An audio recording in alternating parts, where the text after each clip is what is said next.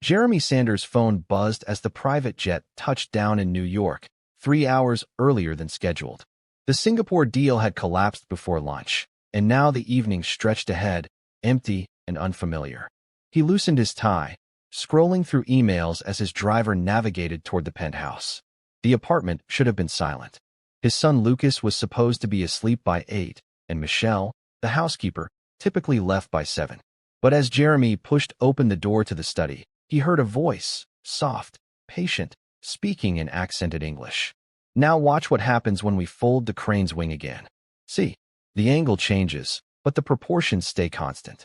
This is what we call a ratio, Lucas. Mathematics is everywhere, even in paper birds. Jeremy froze in the doorway. Michelle stood at the whiteboard he'd installed for video conferences, marker in hand, drawing curves and equations. His 7-year-old son sat cross-legged on the floor, surrounded by origami cranes in various stages of completion, his eyes bright with something Jeremy hadn't seen in months. Engagement. Joy. If we fold it twice as fast, Lucas said, his voice eager. Does the ratio change? Ah, you're thinking about the rate of change now. That's excellent, Lucas. You're already understanding calculus without knowing it. Michelle sketched another diagram. Speed is just how fast something changes over time. Your butterfly wings, remember? They beat in patterns that follow these same curves. Jeremy cleared his throat. Michelle spun around, the marker clattering from her hand. Her face went pale. Mr. Sanders. I'm so sorry. I didn't hear you come in. Lucas couldn't sleep, and he asked about the butterfly poster, and I just thought. She was already gathering the papers, her hands shaking. I'll clean this up immediately. It won't happen again. But Lucas had already launched himself at Jeremy, grabbing his hand. Papa, Michelle showed me how butterflies know mathematics. Their wings make equations when they fly. Can she teach me more tomorrow? Please. Jeremy looked from his son's flushed, excited face to Michelle's terrified one. He'd hired her 8 months ago through an agency. Efficient, quiet, kept the apartment immaculate. He'd never really looked at her beyond that. Now he saw the whiteboard covered in differential equations, the careful diagrams, the kind of teaching that made complex ideas simple. And her eyes, deep brown and intelligent, filled with a passion he recognized from his own student days. Where did you learn this? He asked quietly. Michelle's shoulders tensed. I'm sorry. I overstepped. I know I'm just supposed to clean and cook. That's not what I asked. She met his eyes for the first time, and he saw something there that didn't match the uniform she wore or the way she'd been apologizing. Pride, intelligence, loss, and something else, a fierce determination that reminded him of why he'd fallen in love with engineering before business consumed him. Universidad Nacional de Colombia, she said finally. Engineering. 3rd year, before I had to leave. Why did you leave? Michelle glanced at Lucas, then back at Jeremy. It's late.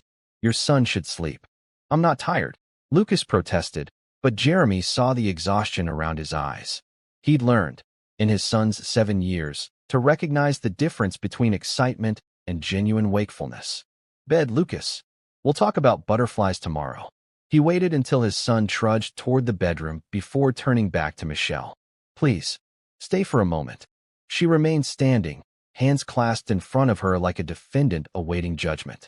Jeremy gestured to the leather chair near the window, the same chair he'd sat countless times, reviewing contracts, making decisions that moved millions. She perched on its edge, not quite sitting, not quite standing. My father was killed, she said abruptly, as if the words had been waiting too long behind her teeth. Crossfire. Wrong place, wrong time. Bogota can be like that. My mother was injured, her spine. She can't walk now. I was the oldest. 3 younger sisters. She looked at her hands. Engineering degrees don't pay for medical bills or feed families. Not immediately. But domestic work in New York? The money comes fast, and it goes far when you send it south. Jeremy felt something uncomfortable settle in his chest. Guilt, maybe. Or shame. You gave up your degree to support them. I didn't give it up. I just paused it. I read everything I can from the library. Mathematics doesn't forget you, Mr. Sanders. Even when you have to forget it for a while. How long have you been teaching, Lucas? A hesitation. 3 months. He was looking at his homework one night, so frustrated he was crying. I just wanted to help him see it differently. Make it less frightening. He started asking questions, and I started answering, and she stood abruptly. I should go. I've already stayed too late. No. Jeremy stood too. I mean, wait. Please. He ran a hand through his hair, trying to organize thoughts that felt suddenly scrambled. Lucas has been different lately. Happier. His teacher mentioned he'd become engaged in class after months of barely participating. I thought. He laughed, but it came out bitter. I thought maybe she'd changed her teaching method. But it was you. I only wanted to help. You did more than help. You gave him something I couldn't. The admission cost him something. I want you to continue. Officially. I'll pay you. No. Michelle's voice was firm. He reminds me why I loved learning in the first place. That's not something you can pay for, Mr. Sanders. That's something I do because it matters. They looked at each other across the expensive Persian rug, across the gulf of everything that separated them. Wealth and poverty, privilege and sacrifice, the employer and the employee. Jeremy saw, perhaps for the first time, not his housekeeper, but a woman who'd given up her dreams so others could survive. And in that moment, something shifted, barely perceptible, like the first movement of tectonic plates that would eventually reshape everything. Then a compromise, he said. You teach Lucas, and you use my library. All those engineering textbooks I bought for decoration but never read, they're yours. Finish what you started, Michelle. 7 years isn't too far gone to catch up. She studied his face, searching for the catch, the ulterior motive. Finally, she nodded once, sharp and certain. Deal. The weeks that followed rearranged Jeremy's understanding of his own home. He started leaving work earlier, drawn by the sound of laughter from the study. Michelle's teaching transformed Lucas from a quiet, withdrawn child into someone who asked endless questions about everything. Why birds flew in V formations, how bridges stayed standing, what made the subway rumble beneath their feet. Jeremy found himself lingering in doorways, watching Michelle explain engineering principles using household objects. She turned dinner plates into lessons about circles and pie, used fruit to demonstrate geometry, and made the entire apartment into a classroom where curiosity was the only requirement for admission. One evening, Jeremy discovered her asleep at his desk, her head pillowed on an advanced calculus textbook, notes covered in her small, precise handwriting. He stood there longer than necessary, noticing things he'd never allowed himself to see before. The way her hair fell across her face, the small furrow between her brows even in sleep, the strength in her hands that held both cleaning supplies and equations with equal competence. He draped his jacket over her shoulders and left her sleeping, but the image stayed with him through the night, and the scent of her shampoo, something simple, probably from a drugstore, but warm and somehow comforting, lingered in the jacket's collar. At breakfast, Lucas chattered about Michelle's stories, how she explained that mathematics was really about patterns, about finding order in chaos, about understanding that mistakes weren't failures but experiments that revealed new information. She says the best scientists are wrong more than they're right, Lucas said, spreading jam on toast with architectural precision. Because being wrong teaches you where not to look, so you can find where to look next. Jeremy thought about his own education at MIT, where failure had been shameful, where being wrong meant being less than. Michelle, who'd lost everything, taught with more wisdom than any of his expensive professors. And she did it with a grace that made him want to be better, not just as a father, but as a person. 3 months into their arrangement, Jeremy's business partner Jonathan Sterling stopped by unannounced. He found Lucas and Michelle in the study, deep in discussion about load-bearing structures, building towers from toothpicks and marshmallows. Jeremy stood in the hallway watching them, and Jonathan caught the expression on his face, something soft, unguarded. Jeremy, a word? Jonathan's smile was tight. In the kitchen, Jonathan poured himself scotch without asking. You're letting the help educate your son? Michelle is teaching him. Yes. Do you have any idea how this looks? The board is already concerned about your judgment after that Singapore debacle. Now you're telling me the heir to Sanders Technologies is being tutored by your housekeeper. Jonathan paused, studying Jeremy's face. Or is this about more than tutoring? Jeremy felt anger flash hot in his chest, partly because Jonathan was prying, partly because he'd touched something Jeremy wasn't ready to examine. That housekeeper has more knowledge in her little finger than most of the executives we employ. It's inappropriate, Jeremy. She's a staff. You're blurring lines that should stay clear. Get out. Jonathan blinked. What? You heard me. Get out of my home. And if the board has concerns about my judgment, they can raise them at the next meeting. But my son's education is none of their business. After Jonathan left, Jeremy stood at the window, watching the city lights blur below. He'd built his empire on reputation, on perception, on maintaining the right image. But watching Michelle teach Lucas, he'd started to question what the right image actually was. And if he was honest with himself, he'd started to question what he wanted his life to look like and who he wanted in it. The country club was worse. Jeremy endured pointed comments about unconventional choices and charity projects. His ex-wife Vanessa called, her voice dripping with concern and thinly veiled accusation. Lucas tells me his favorite teacher is Michelle. Your housekeeper, Jeremy. Are you having some kind of crisis? Or perhaps developing feelings where you shouldn't? I'm having a revelation, he said and hung up. But her words stayed with him, forcing him to confront what he'd been avoiding. Yes, he admired Michelle's intelligence. Yes, he appreciated what she'd done for Lucas. But it was more than that, wasn't it? The way his day felt incomplete until he heard her voice. The way he found excuses to stay home, to be in the same room, to watch her eyes light up when she explained a concept. The way his chest tightened when she smiled. But the pressure mounted. At the quarterly board meeting, the directors circled like sharks who'd scented blood. We're concerned about judgment, Jeremy. First the Singapore failure, now these unusual domestic arrangements. Perhaps it's time to consider bringing in additional executive oversight. Jeremy looked around the mahogany table at men who'd never had to choose between their dreams and their family survival. Let me tell you about judgment, he said quietly. Michelle Reyes was a third-year engineering student at one of Colombia's top universities.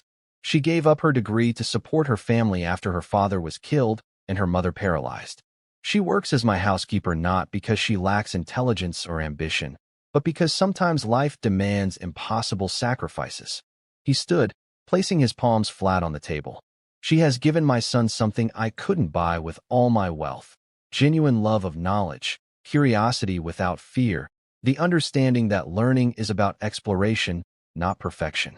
If you think recognizing brilliance regardless of job title represents poor judgment, then perhaps you're not the kind of board member Sanders Technologies needs. The room fell silent. Then Margaret Wu, the head of R&D, began to clap slowly. Well said, Jeremy. The others didn't applaud, but they didn't push further either. Jeremy had drawn his line, and they could see he meant to hold it. He thought he'd won. He thought standing up for what was right would be enough. Then, on a Tuesday morning, Michelle came to him with tears streaming down her face, a phone clutched in her shaking hand. My mother, she whispered. She had a stroke. The hospital says they don't think she'll survive the week. I have to go. I have to go now. Her voice broke. I'm so sorry, Mr. Sanders. I know this is sudden. I'll work until you find someone else. Stop. Jeremy took her shoulders gently, feeling her tremble beneath his hands. Stop apologizing. When's the next flight to Bogota? I can't afford a flight. I'll take the bus to Miami, then try to get something standby. But my visa, it's complicated, and if I leave I might not be able to come back, and… Michelle, look at me. He waited until her panicked eyes met his. And in that moment, seeing her pain, he understood with perfect clarity what she meant to him. Not just to Lucas. To him. How fast can you pack? 6 hours later, Michelle was on Jeremy's private jet with a medical team he'd arranged, the best neurologist he knew from his MIT connections, a nurse, and equipment. He'd called in every favor owed, pulled strings he didn't know he had, and arranged for an immigration attorney to handle her visa status. Why? She'd asked at the airport, clutching the boarding pass with shaking hands. Why would you do this for someone like me? Jeremy thought about his son, who now solved math problems with origami cranes and asked questions about the world with fearless curiosity. He thought about Michelle, asleep over textbooks, stealing an education in the margins of exhaustion. He thought about who he'd been 8 months ago, successful, wealthy, and utterly disconnected from anything that mattered. And he thought about who he was becoming, because of her. Because someone like you taught my son that worth isn't measured by position. He paused, then added quietly, you taught me too. Their eyes held for a moment longer than necessary, and something unspoken passed between them, an acknowledgement, perhaps, of the impossible thing growing between them despite every reason it shouldn't. 2 weeks later, Jeremy and Lucas flew to Colombia, not on business, but because Lucas asked if they could visit Michelle, and Jeremy realized he couldn't stay away. He told himself it was about seeing where she came from, about understanding her world. But as the plane descended toward Bogotá, he admitted the truth. He simply needed to see her again. The village outside Bogotá was nothing like his world. Dirt roads, houses with corrugated metal roofs, children playing soccer with a half-deflated ball. But the warmth was immediate. Michelle's neighbors greeting them with shy smiles, offering food they probably couldn't spare. Michelle's mother was recovering, slowly. The neurologist had stabilized her condition and arranged for ongoing care. Jeremy watched Michelle move through the small house with fierce pride, no longer apologizing for existing, no longer making herself smaller. She was radiant here, in her element, surrounded by family and community. Outside, children had gathered. Word had spread that Michelle was home, and they came with notebooks and questions.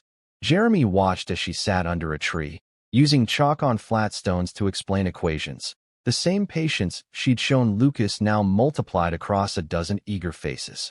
Lucas joined them without hesitation, the language barrier meaningless when mathematics provided universal grammar. He helped a little girl understand fractions using pieces of fruit, his Spanish terrible, but his enthusiasm infectious. Jeremy felt something shift in his chest, watching his son learn that privilege meant responsibility, that having more meant giving more, that the world extended far beyond Manhattan penthouses and private schools. And watching Michelle teach, seeing her in this context, not as his employee but as herself, complete and whole, he felt the last of his resistance crumble. That evening, walking through the village as the sun set, Jeremy asked Michelle the question that had been forming since he'd arrived. If you had unlimited resources, what would you do? Michelle didn't hesitate. Education. Not charity, opportunity. Scholarships for students who have the brilliance, but not the circumstances. Teacher training for people who understand poverty because they've lived it. Pipelines from villages to universities and back to communities. Her voice grew stronger, more certain. We don't need saving, Mr. Sanders. We need investment. There are 1,000 Michelles out there. We just need a chance to finish what we started. Jeremy looked at the children still clustered around the tree, reluctant to leave even as darkness fell, hungry for knowledge in a way his boardroom executives never were. Let's do it, he said. Michelle turned to him, confused. What? Let's build it. The foundation, the scholarships, the teacher training. All of it. He pulled out his phone, already making notes. You run it. You know what's needed. You understand the communities. I provide resources and infrastructure. Partnership, not charity. You're serious. Completely. I've spent 20 years building wealth. Maybe it's time I learned what it's actually for. He paused, then added more softly. And maybe it's time I started building something that matters with someone who... He trailed off, not quite ready to finish the sentence. But Michelle heard what he didn't say. In the fading light, their eyes met, and she smiled, tentative, wondering, hopeful. Someone who what?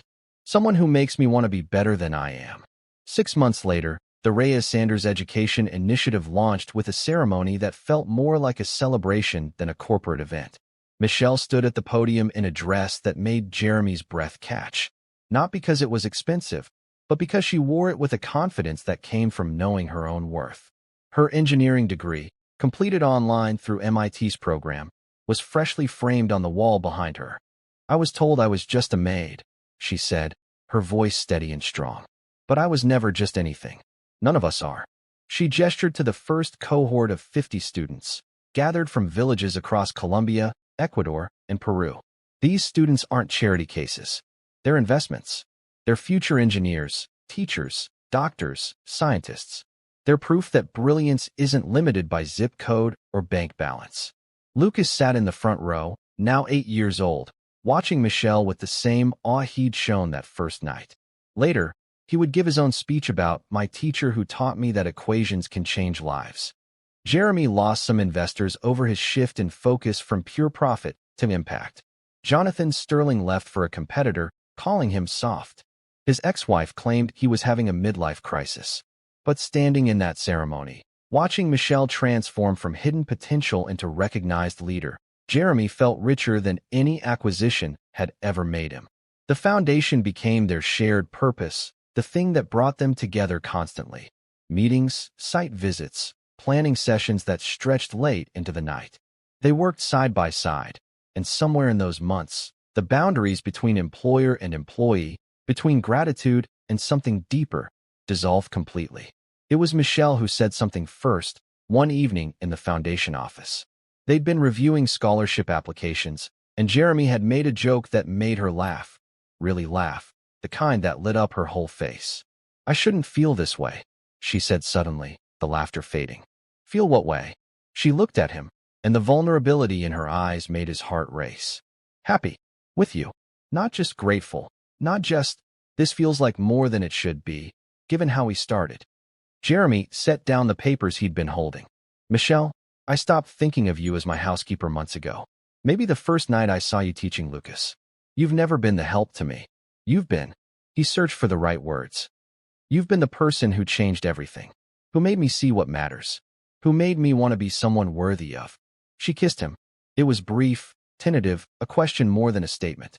When she pulled back, her eyes were wide, almost frightened. "I'm sorry, I shouldn't have. Don't apologize." Jeremy cupped her face in his hands. "Please don't apologize for that. I've wanted to do that for longer than I'm willing to admit. This is complicated. I know. People will talk. They already do. Let them. Your son loves you, has loved you since you taught him that butterflies know calculus." Michelle smiled through tears she was trying not to shed. "And you?" Jeremy kissed her properly this time, pouring into it everything he'd been holding back. Months of watching her, admiring her, falling for her in ways that defied logic and propriety and every social rule he'd ever known. "I fell in love with your mind first," he said when they finally broke apart. "The way you see patterns in everything, the way you make impossible things simple. Then I fell in love with your heart, the way you gave up everything for your family, the way you teach Lucas not just math but kindness. And then I fell in love with all of you, Michelle. Every stubborn, brilliant, beautiful part of you." 3 years passed. The foundation grew to serve 500 students, with 12 graduates who'd returned to their communities to teach. Michelle completed her engineering degree with honors, splitting her time between running the foundation and teaching in the newly built school in her village. Jeremy visited the Colombian school on a sunny afternoon, watching Michelle at the blackboard, children's eyes bright with possibility. She was explaining the rate of change using paper cranes, just as she'd done that first night in his study, the night that had changed both their lives. Lucas, now 10, spent summers at the foundation's math camps, his Spanish fluent, his understanding of the world shaped by the woman who'd once been just their housekeeper and was now so much more. "You know what I realized?" Jeremy said later, as they walked through the village, his hand naturally finding hers. "What's that?" Michelle asked, leaning into him slightly, the gesture comfortable and familiar now. "That giving someone a chance multiplies infinitely. Every student you teach goes on to teach others. Every life you change changes others in turn. It's not addition. It's not even multiplication. It's exponential growth, but of things that actually matter. Purpose, dignity, hope." Michelle smiled, squeezing his hand. "You're learning, Jeremy. I had a good teacher." She laughed. "The best teachers are really students themselves. You taught me that it's never too late to reclaim your dreams." That pause doesn't mean abandoned. They stood at the edge of the village, watching the sun set over mountains that had seen poverty and hardship, but now also saw possibility. Lucas ran toward them, covered in chalk dust, talking excitedly about a geometry problem he'd helped solve. When he reached them, he grabbed both their hands, naturally, comfortably, creating a connection between 3 people who'd found each other in the most unexpected way. "Can we come back next month?" Lucas asked. "Maria says she almost understands fractals, and I promised I'd help her." "Of course," Michelle said. "We're family now," Jeremy added, looking at Michelle with meaning that went beyond the foundation, beyond their work, to something fundamental and permanent. "This is where we belong." That evening, after Lucas had gone to bed in the small guest room of Michelle's family home, Jeremy and Michelle sat on the porch under a sky thick with stars that never appeared in Manhattan. "I never imagined this," Michelle said softly. "When I was scrubbing your floors, sending money home, reading engineering textbooks in secret, I never imagined I'd be here. Like this. With you. With me." Jeremy repeated, pulling her closer. Not for me, not working for me, but with me. Partners. Partners, she agreed, and the word held everything. In the foundation, in their purpose, in life. If you've found meaning in this story of hidden potential and second chances, please take a moment to like this video, subscribe to the channel, and share your thoughts in the comments below. Have you ever discovered unexpected brilliance in someone the world had overlooked? Have you ever been that person, waiting for someone to truly see you? Have you found love in an unexpected place, with an unexpected person? Your stories matter, and we'd love to hear them. Jeremy Sanders learned that wealth isn't what you accumulate, it's what you multiply in others. Michelle Reyes learned that paused dreams aren't dead dreams, and that sometimes the people who see you first are the ones meant to stay. And Lucas learned that the best teachers sometimes arrive disguised as the help, carrying wisdom in work-worn hands and hope in accented English. And sometimes, if you're very lucky, they become family. It's simply this: when you recognize someone's value, you don't just change their life. You change your own. And that change ripples outward, transforming everything it touches, until the world itself begins to look different. All because one evening, a man came home early and found his housekeeper teaching his son that butterflies know calculus. And instead of saying stop, he said continue. And in continuing, they found not just purpose, but love, the kind that grows naturally from mutual respect, shared dreams, and the courage to see beyond what society says should be, to what the heart knows is right.